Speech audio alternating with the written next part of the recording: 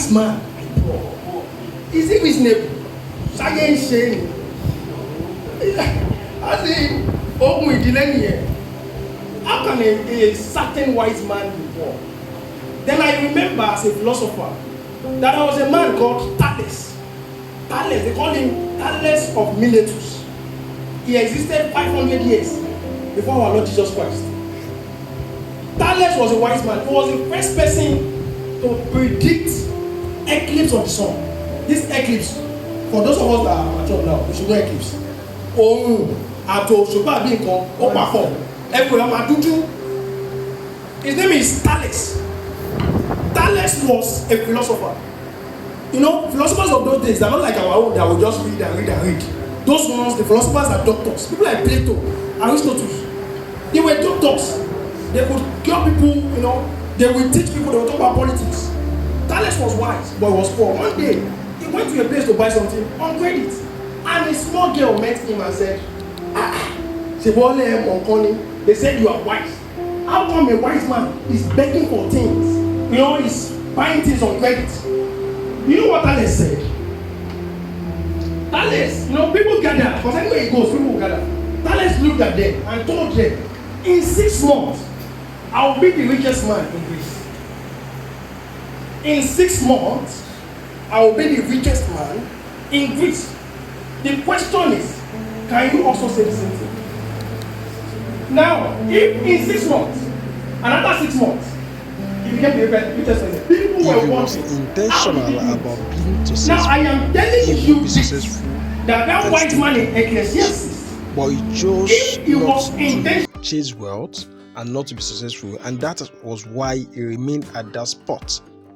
So you must be intentional about being successful, about being wealthy, and about making progress.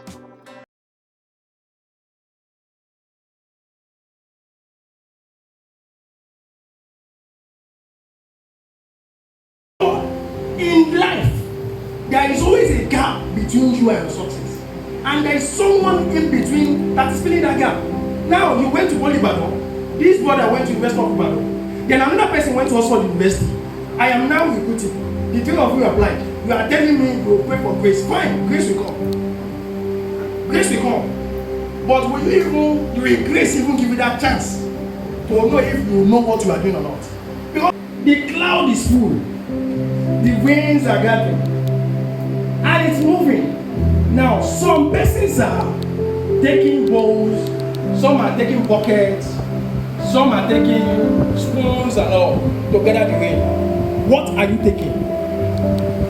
What preparation are you making for the so-called future? This one is talking about knowledge. Now, this second part, there is one thing in life. You need to, every time you wake up, tell yourself, there is a gap to bridge. You must bridge the gap. You are in Polytechnic Ibadan. Your friend is in University of Ibadan. Both of you have a dream. I want to get a job in Access Bank. Let me ask you a question. What are the requirements for entering into Access Bank? See, let me tell you this. Access Bank will employ both HND holders and BSc holders. But what are the requirements? They will tell you entry level, 24 years and below, BSc and so on. Now for contract staff, are you listening to me? Yes, for contract staff, they will tell you HND, OND, 30 years. You think they are helping you? They are not helping you. They are only reminding you of the fact that there is a gap between you and your success. And between you and your success, somebody else is more perfect than you for the gap. If I gather, okay, I am here, pastor is here, my brother is here. Now we ask pastor to move to the center.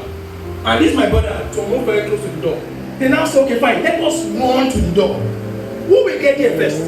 Is it not pastor that is very close to the door? Yes, sir. That's how life is. The difference between me and you is not time, it's knowledge. I know what you don't. And you also have the access to what I know. But you are deciding not to. The internet has the best degrees ever.